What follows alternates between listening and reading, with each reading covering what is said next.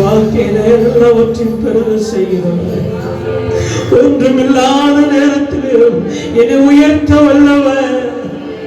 சொல்லுவாய திறந்து, அப்பா என்னை நீங்க உயர்த்த வல்லவர், என்னை நடத்த வல்லவர், என் பலவீனத்தின் மத்தியிலும் எனக்கு பலம் தர வல்லவர், யார் இல்லாத போதிலும் என்னை ஆசீர்வதிக்க வல்லவர், வெறுங்கையாயிருந்தாலும் எனக்கு பரிவாரங்களை தர வல்லவர், அரசாங்கமே எனக்கு எதிராக நின்றாலும் என்னை ஆதரிக்க நீர் வல்லவர், நீர் வல்லவர், வல்லவர்.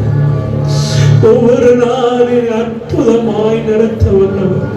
உண்மையான கர்த்தர் மெய்யாலுமே இன்னைக்கு நம்மோடு பேசி இருக்கிறாருங்க, மெய்யாலுமே பேசி இருக்கிறார்.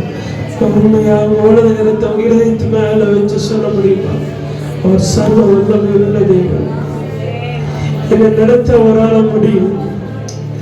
நான் நம்புகிற மனிதர்களும், நான் நம்பிக்கொண்டிருக்கிற என்னுடைய காரியங்கள் எல்லாம் என்னை கைவிடலாம். ஆனா என் தாயின் கருவில பெயர் சொல்லி அழைத்த இந்த யெகோவா என்கிற தேவன் என்னை கைவிட மாட்டார், என்னை விட்டு விலகிட மாட்டார், என்னை நடத்துவார், என்னை உயர்த்துவார், என்னை பாதுகாப்பார், என்னை கண்மலை மேல நிறுத்துவார். அவர் எனக்காக யாவையும் செய்து முடிக்கிறவர், அவர் எனக்காக காரியங்களை வாய்க்க செய்கிறவர், அவர் நித்தமினை நடத்துகிறவர், மகா வளர்ச்சியான காலங்களில் என் ஆத்துமாவை திருப்தியாக்குகிறவர், என்னை பலப்படுத்துகிறவர், என்னை உயர்த்துகிறவர். அவர் எல்லாவற்றுக்கும் மேலானவர், போதுமானவரிலும் மிகவும் அதிகமானவர். என்னை ஆசீர்வதிக்க வர முடியும். நீங்க நம்புங்க, நீங்க நம்புகிற தேவன் ஏதோ சாதாரணமானவர் அல்ல, அசாதாரணமான காரியங்களை எல்லாம் சாதாரணமாய் செய்கிற சர்வ வல்லமை உள்ளது. உங்க வாழ்க்கையில கத்த பெரிய காரியங்கள் செய்யும்.